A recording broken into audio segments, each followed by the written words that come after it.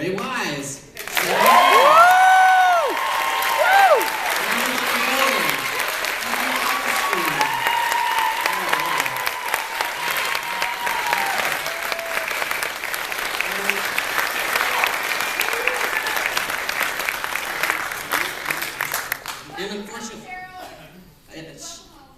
Welcome home. And unfortunately, Sheryl Lee, she is here. She's going to be at the rest of the Weekend Long Festival, so you'll see her tomorrow night and on Sunday, but she unfortunately couldn't make it tonight. Aww. So she's the sixth member, I guess. We have a great lineup this year. This is amazing.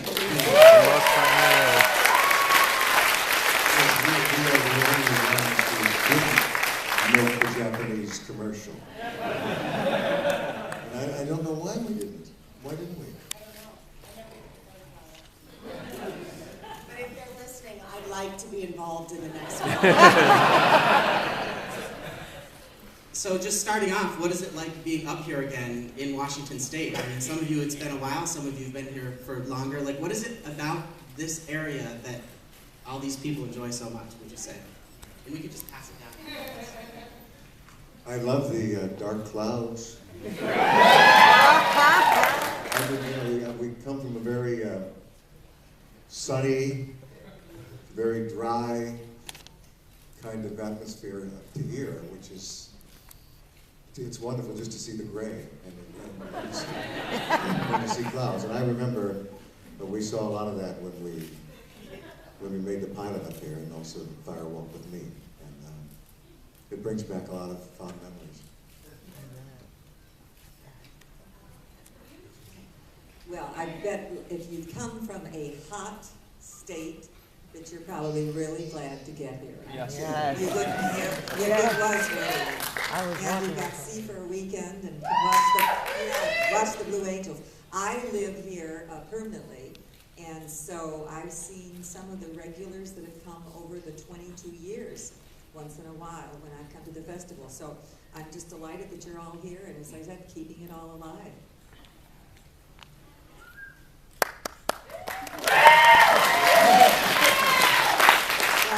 As some of you may know, I actually lived here for 2.5 years and learned a great deal about my craft and about the darker sides of myself in this city. And I met David here and was cast here and was going to stay living here doing theater. And then David called and said, after we shot the pilot, would you come to LA and work on the series? And I said, but I'm dead. And he said, oh, don't worry about that, I'll figure that out. He said, I just want to know if you'd come to LA. And I said, absolutely, for you I will. But this may be the first time I've been back here in about 20 years. And I'm very grateful to be back. I'm very happy to be back.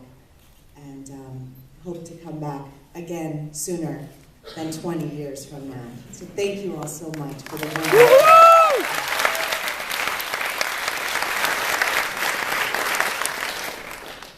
Thank you so much. I can't think of anything new to tell you that Seattle has to offer. There's so many beautiful things, but for me, the best and most beautiful is my daughter, who was born here.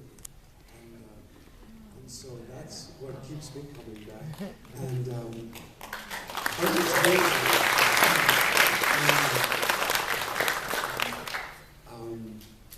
So thank you for showing up.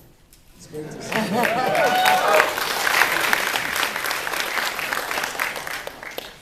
Hello.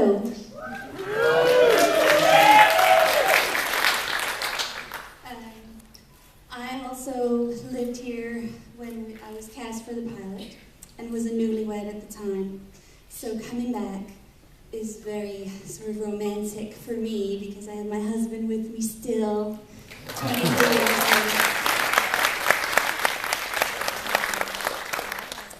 So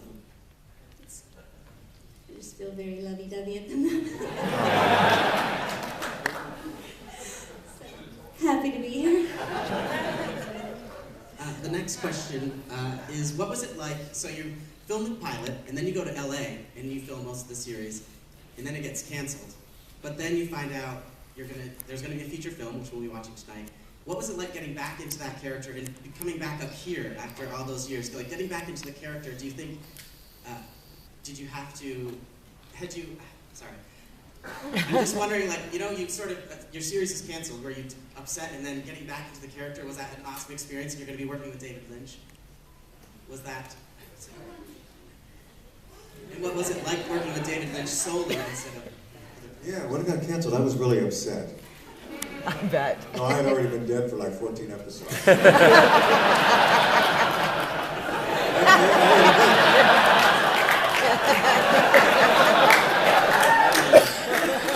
my money, that's as far as it went, you know. It was just like, and so I was away from Leland for a long time, but before I had to come back for Fire Walk with Me. But it wasn't hard to get back into it, I have to say.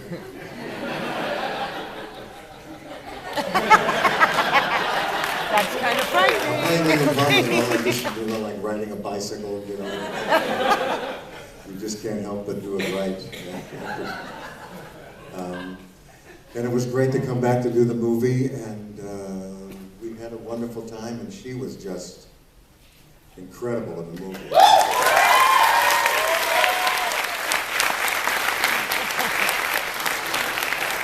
And you're going to see that tonight. She just runs the gamut of emotions. It's just a powerhouse performance, and she should be very proud of that for a long, long, long time.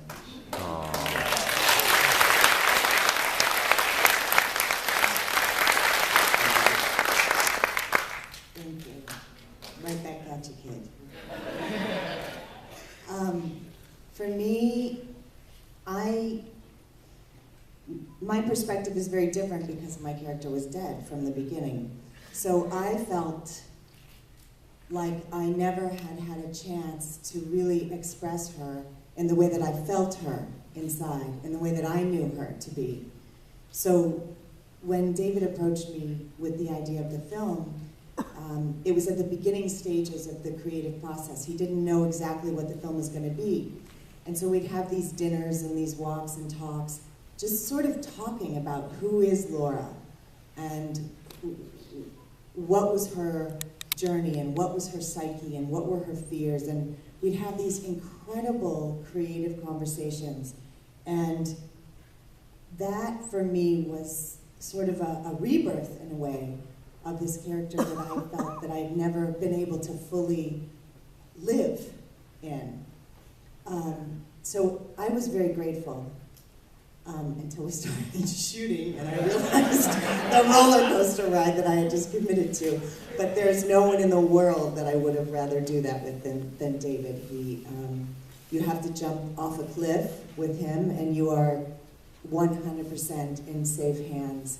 And it's a thrill, and it's terrifying, and exciting, and funny, and scary, and torturous, and joyful, and all of it. And to do it with this remarkable cast who I still feel such great love and warmth and connection to, was a deep blessing to have the life of Twin Peaks extended beyond what the network wanted it to be. Word.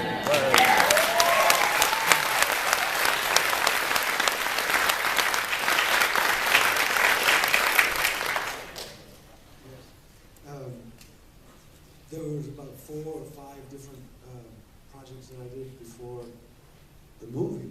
So I think when I put those suspenders on, I was right back in action. And then I had this marvelous creature to be inspired by, and there was no safety net, and that's very, very rare. So that was fun.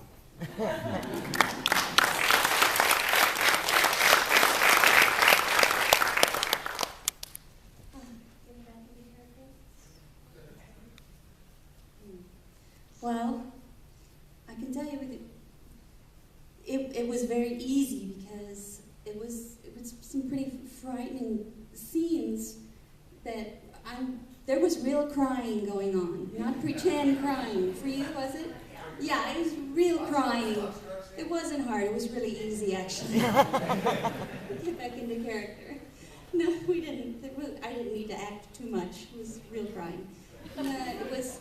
I'm really glad I did it. And I had sort of run away from Hollywood all the way up to Alaska, and was kind of done with that phase of my life. And darn it, wouldn't you know, David sort of tracked me down, and I got a call I was in the middle of an adjustment at the chiropractor's office, and the nurse came in and said, "Do you have a call at the reception desk?" I said, "Oh, what? Who would be calling me here? Who is it?"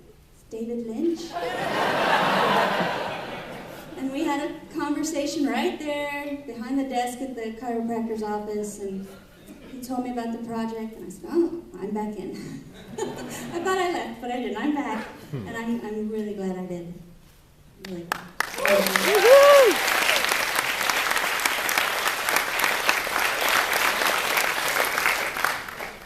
I know that. Sorry. I was asked to be in the movie, and I was sent the script, and I had a scene with Johnny, remember Johnny, with the Indian headdress, and then I got replaced by David Bowie. They called me and said that they were going to have him and extend the part, what he was doing, and so therefore I was cut. So I didn't have a chance to go back and relive Sylvia. That actually leads into a question. I know it's been 20 years, but were there any scenes that you remember that were filmed that never appeared in the film? Like that would be one of them? Yes, please do tell. Yeah, well, that was the one. And there were several pages. Can't remember else what happened. I do remember that I had a birthday party for him, and there were moccasin tracks across the birthday cake. Nice. Do you know of any deleted scenes or scenes that were scripted that you never filmed or never appeared in the film? Yeah, we did quite a few. We had a lot of family scenes around the table, eating scenes with axes. Remember that? Yeah, and yeah, we had a few of those that never got to see the light of day, I guess. David has a version of it somewhere, or some investor has the original cut somewhere. Maybe we'll see it tonight. Yeah, I think it's about 5 hours long, the real I'll watch it. and I'd love to see the rest of it myself. Yeah! We have 5 hours, we think, so if anybody ever hears of a way that we can all see that, please let us know. Specific scenes that didn't end up in the movie are a little hard for me because I've only seen the film twice and it was 20 years ago. And I remember the film and the series together as one whole story. I don't separate them in my memory. They are all part of the same experience of those two characters. So I don't have a very good answer for this one, I'm sorry. That is a great answer, it's true.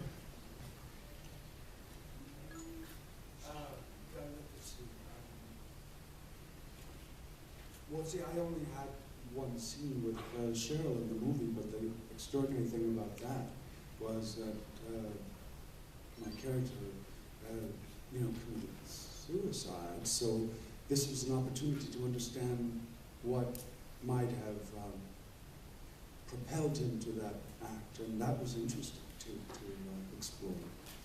That's not really the right answer, but But nevertheless. Okay. And one more question. In terms of keeping in touch, do some of you, I know several of you got back together for the Psych episode that the first time some of you had seen each other in 20 years, or do you guys keep in touch with other people that were on the series? The Twin Peaks series. Yeah, well, yeah, it was the first time we'd seen each other in a long time. Yeah, and it was it was very moving to get back together again, I have to say. And those wonderful Psych guys made it possible for us. And they happen to be big fans of Twin Peaks. In fact, I think Psych is a direct result of Twin Peaks, inspiration for, you know, and it was a great working experience. Dual spires, that was interesting. Yep. Dual spires. Cinnamon Twin rolls. Peaks, yeah. I made that connection immediately. And they did manage to give me white hair, and it was this terrible wig that it just felt awful on, you know. But it looked okay. It looked pretty good. You see, back in the old Twin Peaks days, David sent me to the hairdresser every 2 weeks, you know, to get me bleached out and using tons and tons of chemicals, and then I had to get my roots touched up every 7 or 8 days. My hair goes very fast. But then at the getting towards the end of my stay on the series, my hair was breaking off and falling out. And Wow. it got so I died just in time, I think, for my hair. Nice. Well, I've managed to see many of the actors because I've gone to several of the festivals. I could remember Richard Beamer walking up to me with a camera and saying, "Are we still married?" He's quite a character. And it was really delightful. Jared with, her name just went out of my head, 2 years ago. Piper, yes.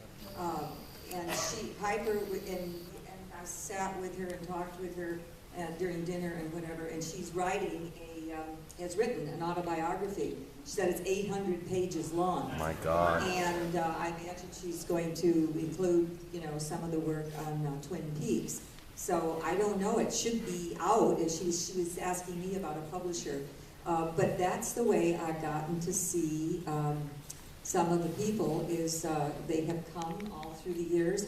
And I remember sitting next dinner to, all names are all gone for me tonight. Who died? Look at Jack Nance, yeah. And who was it that was saw in the mirror? Frank Silk, yeah. Frank Silk, he's the one, yeah. And so that's been interesting to see them at the festival, so that's what you should do is come all the time when you get to see them. It was just delightful to see Sheryl last year. That's the first time I've seen her since the show. And so it'll be good to see her again tomorrow night. My daughter.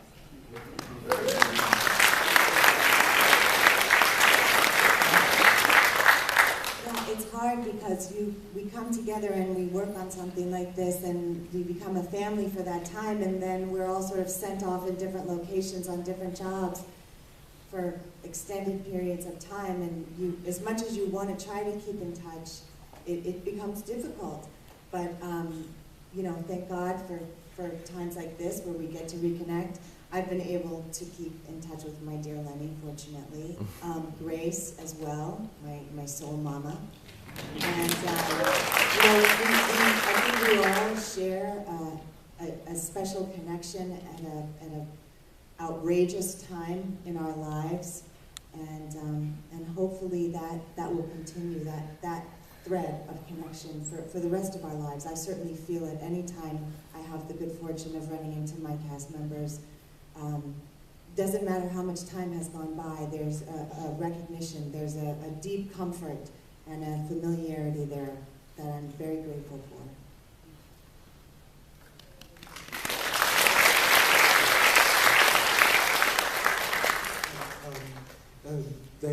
Most everyone had more interaction with the rest of the cast than myself because of this, you know, context of agoraphobic. So they came to me, and that was the glorious thing about doing the movie too, was that Sheryl and I could have more time together. That was great.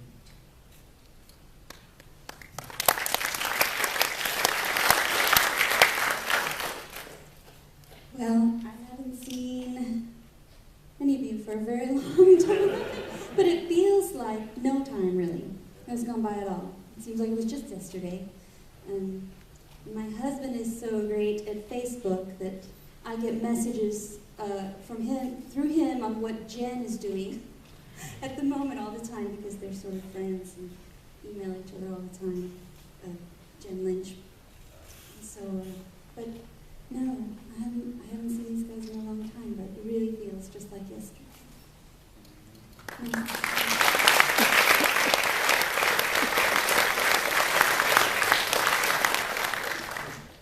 Piper will have a chapter in the book about which she made up as a Japanese man. This is a funny story. I have to share with you because Yes. but you got to promise not to tell her about it. Especially don't tell Piper, please. Out with it, Ray. I came to work one day, and people started coming up to me, assistant directors and all sorts of associate producers, saying, now, Piper Laurie is playing this new Japanese character, Kajimura, and Kajimura is a man. And you are not to let Piper know that you know that it's Piper Laurie playing Kajimura. Because that will make her very upset. So I tried that whole day. I just tried to avoid Piper. I didn't want to come face to face with Kajimura. And when I finally did, I was doing this scene where I'm in a nightclub and I'm singing Getting to Know You. Encore. Kajimura Encore. at the table in the nightclub. Do you remember that? Yeah, of course. And I had to pretend that I didn't know that was Piper Laurie. And don't ask me how I did it, because I don't know how I did it. But I do know that I went up to Kajimura and I said,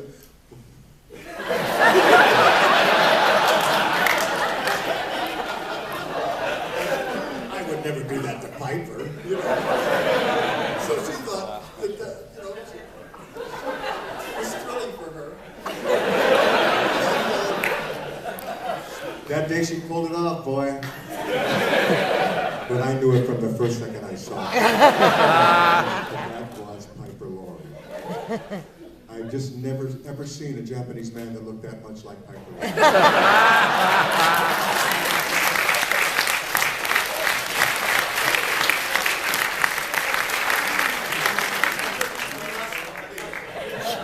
And Facebook.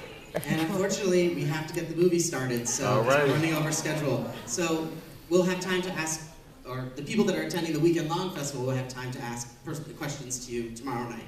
But thank you so much again for coming.